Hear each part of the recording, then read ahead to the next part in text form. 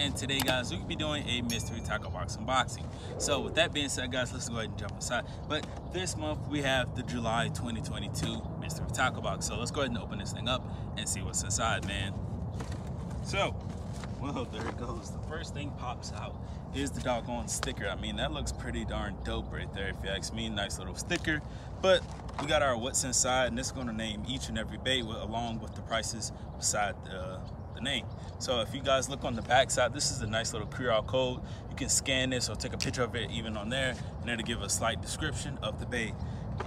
But next up, we got our kind of like monthly spotlight bait, and this happens to be the twin turbo features right here. So there it goes right there. Then here's another picture, and it's going to tell a slight little description of, you know, how to fish that bait, each and every opponents of the bait. But we got our dibbles, tricks, and tips right here. It's going to give you some nice tips and stuff like that on fishing and these baits, of course. So the very first bait we have is the Z-Man cross-eyed little chatterbait.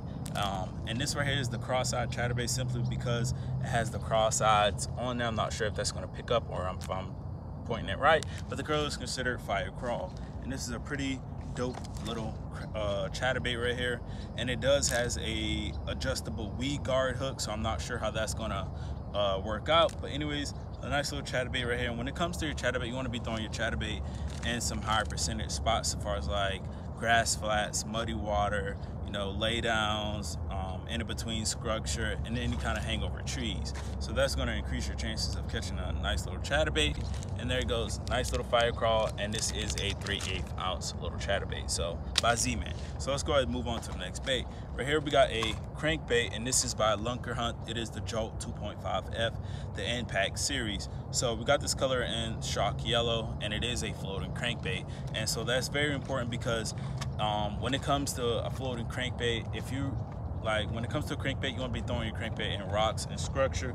And as you guys know, this is made, like, crankbaits are made to be thrown in rocks and structure. I know that's something that I don't do often, but whenever you're fishing it in that stuff and like structure and stuff like that, don't drive your hooks into that structure. It is a floating crankbait, so it will come to the top. So also it is a tight wobble crankbait, so it's going to give off a lot of vibration, so that's what's going to bring in those fish from those long distant casts.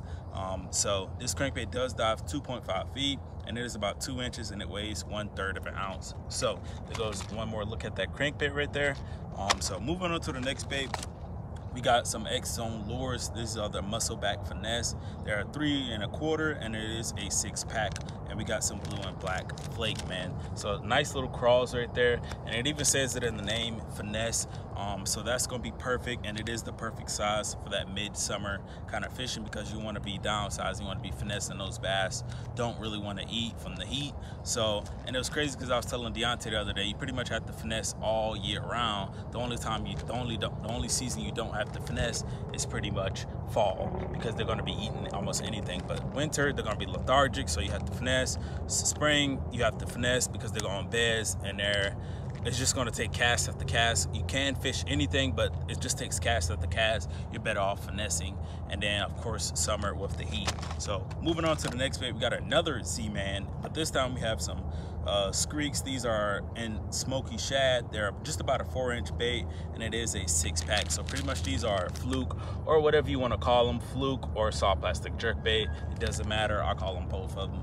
But we got this in a smoky shad color. And then when it comes to your smoky shad color, this is pretty much the same thing as your crankbait. You want to be throwing it in the same spot as far as like rocks, stumps, grass, or the edge of grass, you know, docks as well, because, you know, it imitates bait fish. So you want to be throwing this bait right in the midst of bait balls and stuff like that, getting bass to think that is the bait that they normally eat. So and I forgot to mention some of the places that you want to be throwing your crawl, which are some natural spots as far as like rocks, grass, and in between structure, and in over structure as well. So forgot to mention that.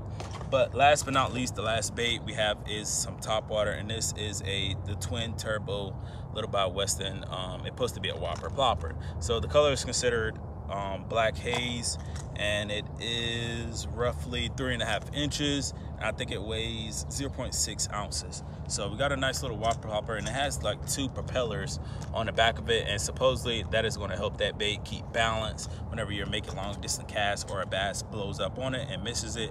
It's not going to be turned over. So when it comes to your top water, you have 2 main prime times when it comes to top water: early morning and late afternoons. So you want to take full advantage of that and be throwing those baits in higher percentage spots, as far as like parallel to the bank, docks, in between structure, and just over submerged grass. So it is very important that you throw your crank, your top water in those kind of areas. So last thing in the box, and we got some cool behind hooks. Never seen this color before, but we got some chrome little hooks right here, and these are gonna be perfect paired up with these crawls and with these flukes. So I say these are about a 2 to a 3/0 hook right here. So we got a little 2-pack, and that is gonna look sauced up on those crawls and flukes, man. So with that being said, guys, that's the end of the mystery tackle box. But you guys stay tuned, because the next video I upload will me be taking out these box of baits, and I am going to be completing a slam, but I am doing it a little bit different this time. I don't think I've saw nobody done this,